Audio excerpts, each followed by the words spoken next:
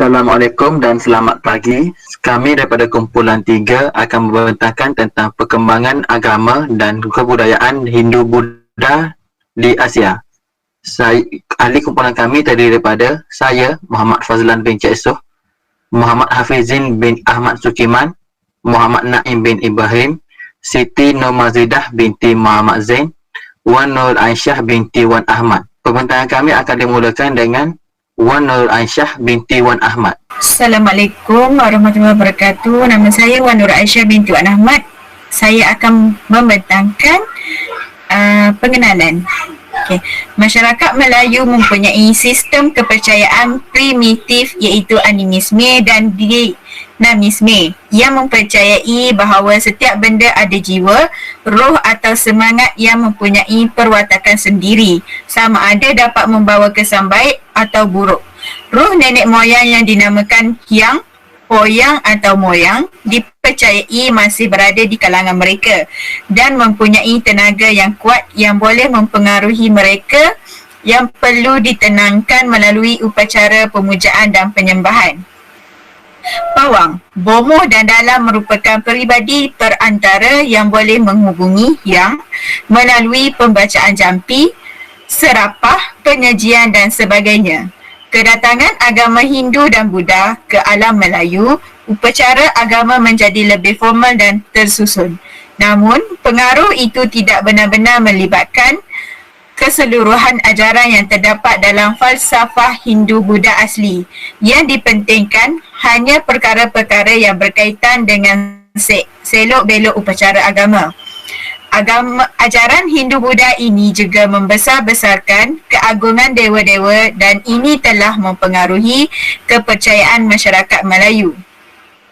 Pandangan semesta yang dipengaruhi oleh agama baru ini juga dapat dikesan melalui karya-karya Melayu tradisional yang bercorak mitos dan legenda.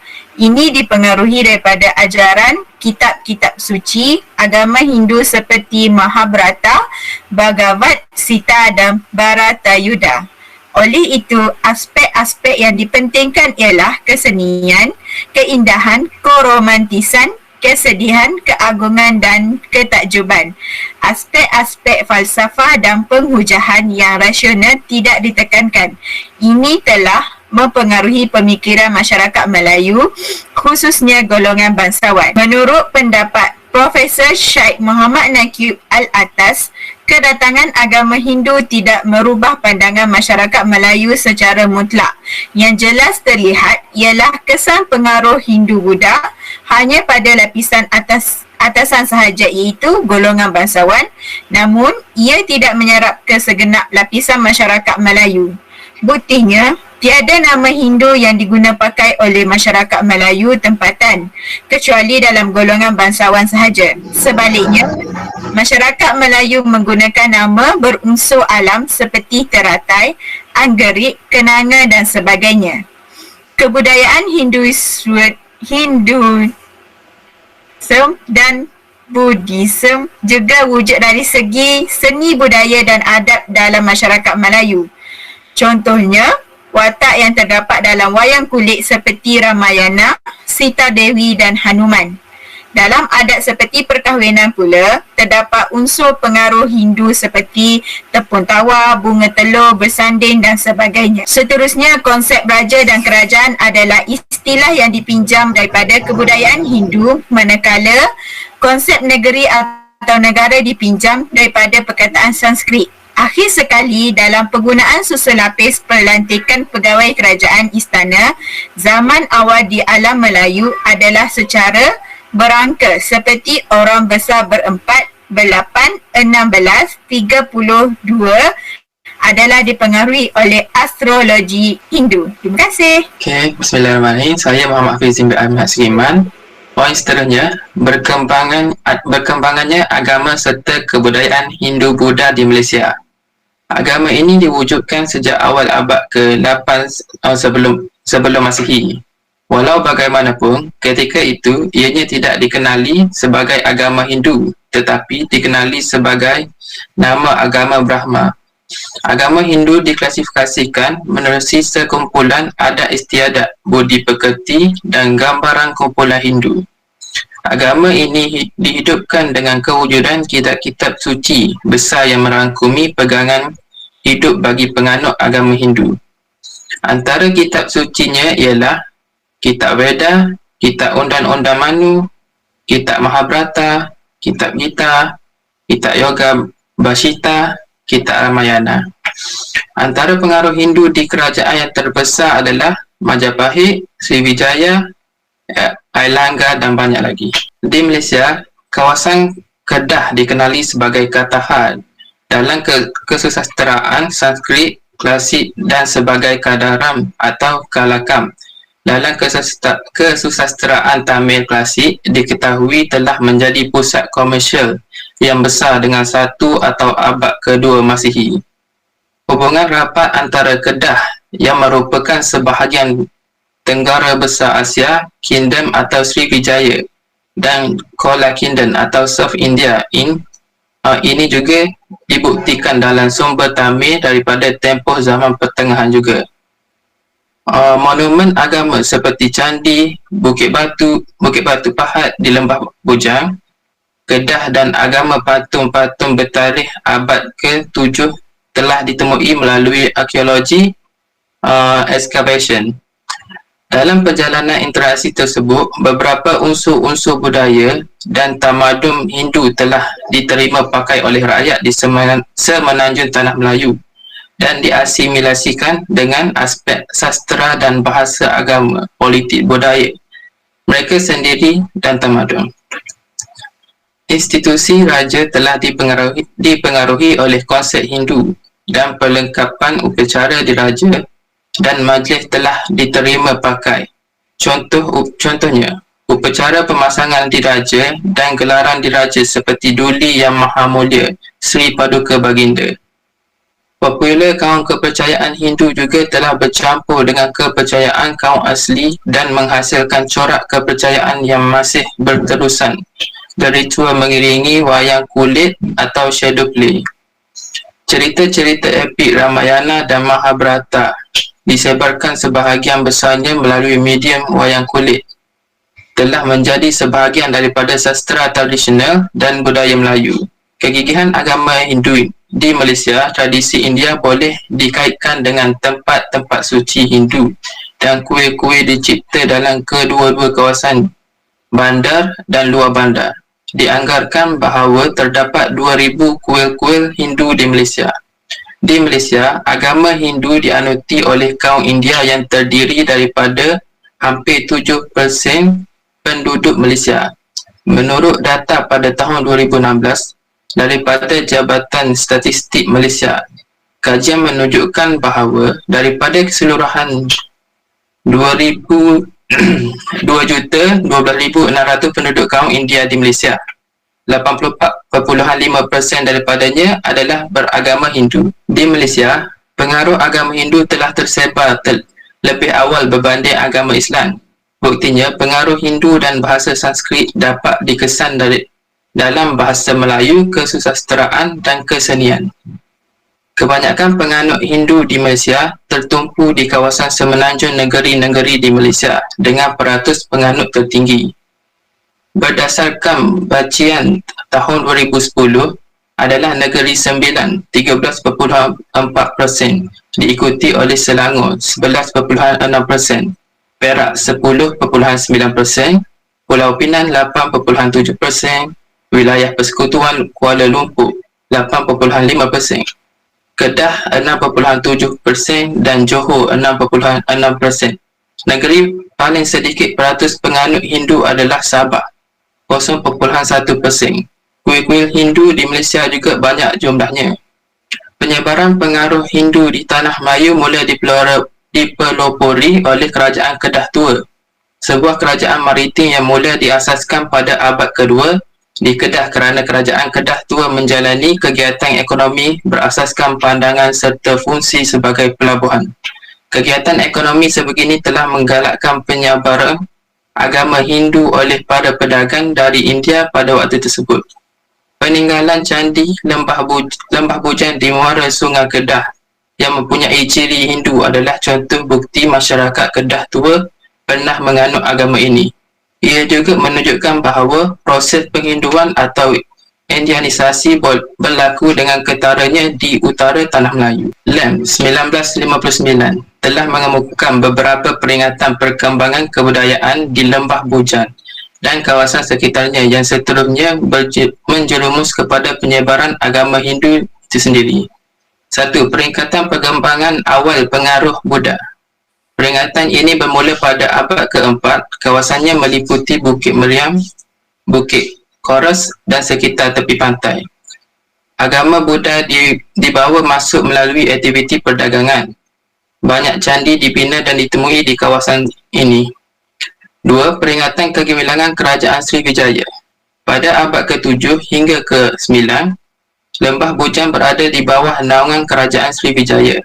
Lembah Bujan turut berkembang sebagai pusat perdagangan dan perkembangan agama Hindu di Nusantara kerana kedudukannya yang berdekatan dengan Kerajaan Sriwijaya.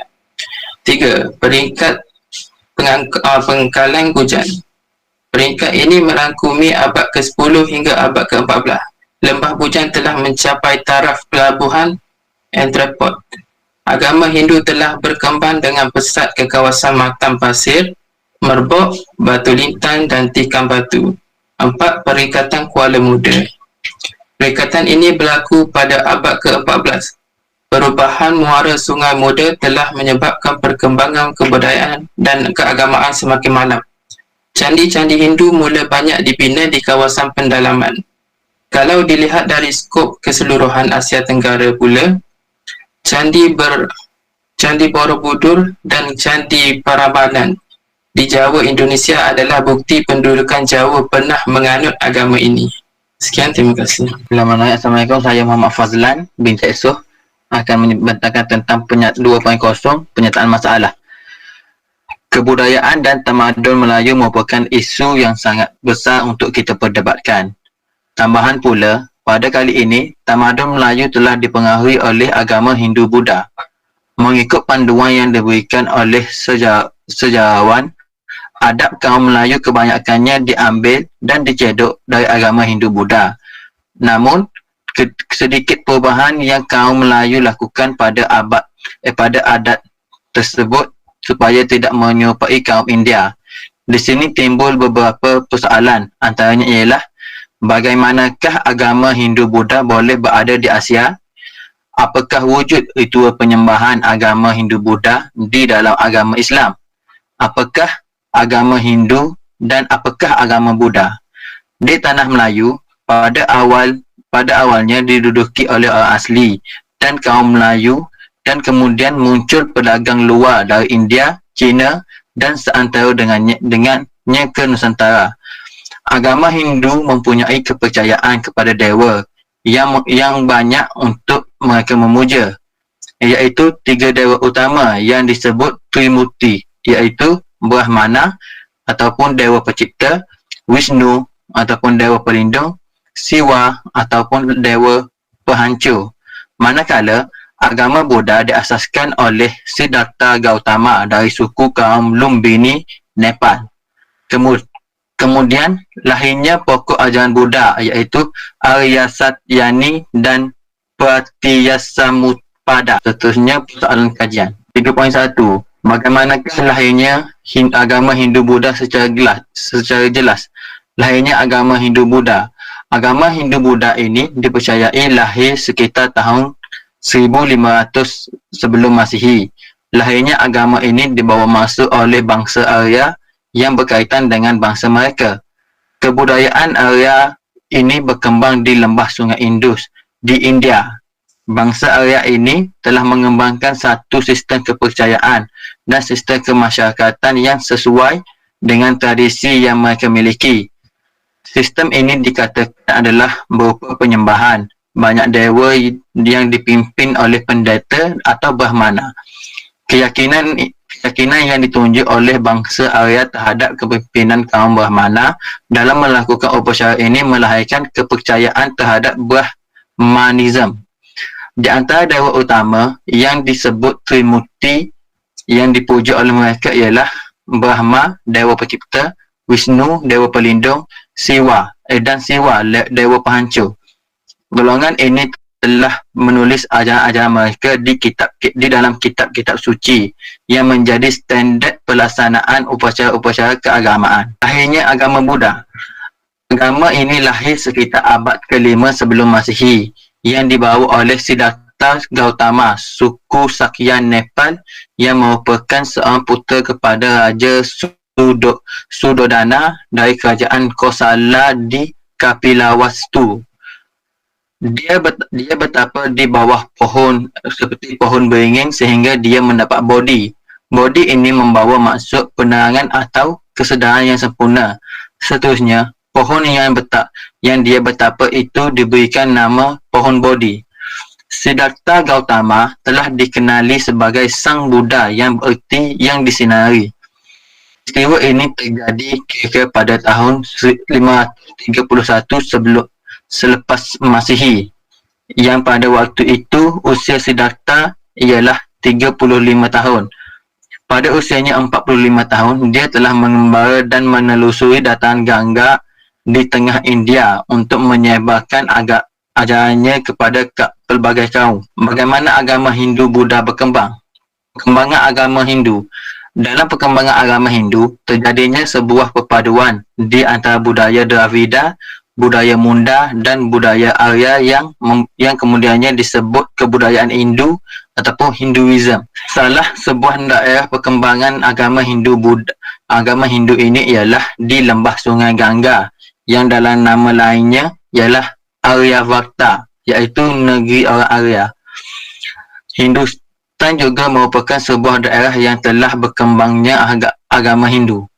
Di dalam agama Hindu, mereka mempunyai cara untuk pembahagian carta organisasi masyarakat, iaitu dipanggil sebagai pembagian kasta, iaitu pembagian tugas atau pekerjaan, iaitu Brahmana. Brahmana merupakan kasta atasan yang bertindak sebagai menguruskan soal kehidupan keagamaan. Kasta kesatria pula ditugaskan sebagai menjalankan pemerintahan, termasuklah menjaga negara.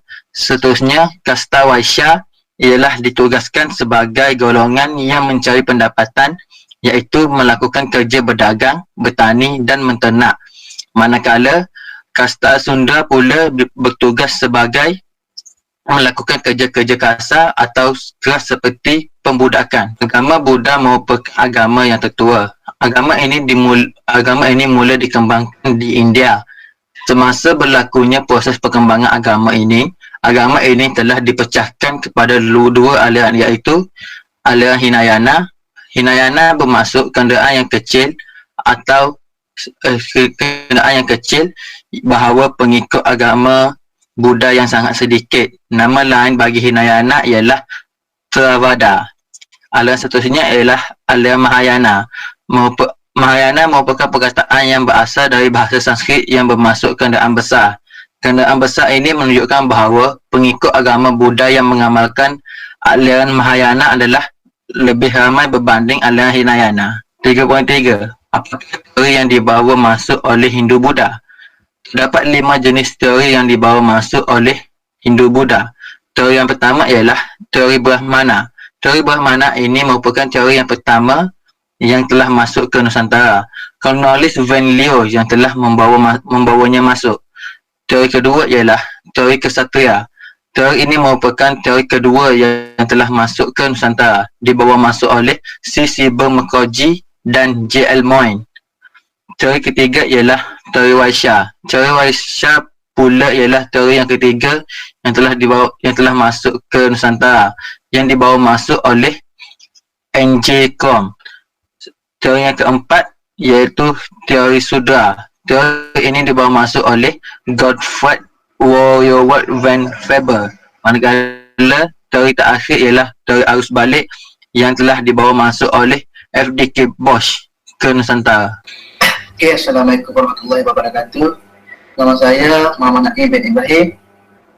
Poin seterusnya ialah objektif kajian, di mana dalam kajian ini terdapat beberapa objektif yang kami dapati. Antaranya ialah mengenal pasti jalur masuk tamadun Hindu-Buddha di Asia. Seterusnya, mengkaji perkembangan agama serta kebudayaan Hindu-Buddha di Asia. Dan yang terakhir ialah menerangkan teori kedatangan pengaruh Hindu-Buddha. Okey, seterusnya ialah tersen kajian, di mana kami membuat kajian tentang tamadun Melayu, pengaruh Hindu-Buddha ini secara radikal di dalam kalangan rakyat di Malaysia. Seterusnya, semasa kami melakukan kajian, kami utamakan nilai menghormati di antara kaum supaya tidak menimbulkan sebarang kekeliruan dan perkara yang tidak diingini berlaku. Tapi itu kami juga boleh menilai di mana adat dan cara sesuatu kaum itu dilakukan. Sekian, terima kasih. Okey, metodologi kajian. Yang pertama ialah melayari internet. Kumpulan kami telah menggunakan metodologi pertama, iaitu dengan melayari internet. Dengan melayari internet, kami dapat menemui input-input yang penting dalam menyelesaikan segala tugasan kami. Kami menggunakan internet ini dengan sangat cermat dan teliti agar tidak mengambil maklumat daripada benda-benda yang terlarang atau palsu. Dengan ini, kami berjaya menemui segala maklumat yang kami perlukan dalam menyelesaikan tugasan akhir kami ini. Metodologi kajian yang seterusnya ialah bahan bacaan pensyarah. Seterusnya, kami menggunakan bahan bacaan dari pensyarah. Bahan bacaan yang diberikan oleh pensyarah mampu menambah sesuatu yang penting dalam memudahkan lagi tugasan akhir kami. Dalam bahan yang diberikan oleh pensyarah ini, kumpulan kami mampu mencari isi-isi penting seperti bagaimana perkembangan ajaran Hindu-Buddha diajar dan diperkembangkan di Nusantara, dapat mengetahui banyak teori masuk agama Hindu-Buddha di Nusantara. Terima kasih. Assalamualaikum warahmatullahi wabarakatuh. Poin seterusnya iaitu 7.0 analisis kajian. Analisis kajian tamadun Melayu pengaruh Hindu-Buddha di Asia Tenggara terdapat dua cabang agama India, iaitu agama Hindu dan agama Buddha. Agama Hindu ialah agama India, sama juga dengan agama Buddha. Agama Hindu tumbuh bersamaan dengan kedatangan bangsa Arya, iaitu bangsa Indo-Jerman ke India pada tahun 1500 sebelum Masihi. Kemudian mereka mendesak dan memaksa bangsa yang tinggal di India, iaitu bangsa Dravida dan Munda, untuk meninggalkan kediaman mereka. Bangsa Dravida berbahasa Tamil dan mereka mempunyai kepercayaan berasaskan mazhab, iaitu mazhab Saivism dan Vaishnavism. Kepercayaan ini dalam puisi klasik iaitu Sagam. Bangsa Indo-Arya fasih berbahasa Sanskrit kerana mereka berpegang kepada kitab Veda, iaitu yang diturunkan oleh Brahmana dan Upanishad yang mempunyai 4 kitab, iaitu kitab Rig Veda, kitab yang tertua yang ditulis pada 1300 dan 1000 sebelum Masihi. Yang kedua iaitu Yajurveda yang berisi cara-cara pengorbanan atau kaedah sesajian terhadap para dewa. Yang ketiga iaitu Samaveda yang berisi nyanyian atau pemujaan kepada dewa. Yang keempat iaitu Atharva Veda yang berisi kumpulan mantra-mantra gaib. Bangsa Arya membangunkan sistem kepercayaan dan kemasyarakatan tertentu. Mereka juga mempunyai kepercayaan kepada banyak dewa, iaitu Trimurti yang disebut oleh Muhammad Fazlan sebentar tadi. Kepercayaan ini dipimpin oleh sekelompok pendeta atau Brahmana. Ajaran dan ritual untuk dijadikan pedoman dan dalam melaksanakan upacara keagamaan telah ditulis di dalam kitab Veda. Agama Hindu berkembang apabila terjadinya perpaduan antara budaya Dravida, Munda dan Arya yang disebut sebagai kebudayaan Hinduism. Daerah perkembangan kebudayaan Hinduism terdapat di lembah Sungai Gangga, iaitu disebut sebagai Aryawarta, iaitu negeri orang Arya ataupun dan Hinduism tanah milik orang Hindu.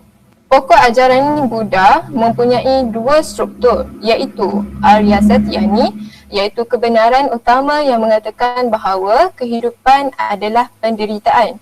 Yang kedua iaitu Pratyasa Mutpada, iaitu sebab dan akibat berlaku sesuatu perkara. Kitab Tripitaka merupakan kitab kepada orang Buddha. Kitab ini telah dijadikan pedoman ritual bagi kehidupan para pengikutnya. Kitab ini terbahagi kepada 3 kitab seperti Kitab Sutra Pitaka yang berisi wejahan-wejahan Sang Buddha. Yang kedua, Kitab Vinaya Pitaka yang berisi segala peraturan dan hukum yang menentukan cara hidup penganutnya. Yang ketiga, Kitab Abhidaman Pitaka iaitu kitab yang berisi penjelasan-penjelasan dan kupasan soal keagamaan. Perkembangan agama Buddha melalui aliran Hinayana mengajarkan bahawa untuk mencapai nirwana sangat bergantung pada usaha diri seseorang dalam melakukan meditasi. Perkembangan aliran kedua iaitu aliran Mahayana mengajarkan bahawa untuk mencapai satu tahap kejituan, setiap orang harus mengembangkan kebijaksanaan dan sifat keprihatinan. Untuk mendapatkan tahap tersebut, mestilah dibimbing oleh pendeta agar mendapat kejituan yang sama. Terima kasih. Okey, seterusnya ialah 8.0 penutup. Bagi kajian perkembangan agama dan kebudayaan Hindu-Buddha di Asia adalah sama. Agama Hindu-Buddha merupakan agama yang lahir di India. Ajaran bagi agama Hindu adalah Kitab Veda. Agama Buddha ajarannya ialah Arya-Sthani. Kami juga telah dapat menerangkan proses lahir dan berkembangnya agama Hindu-Buddha.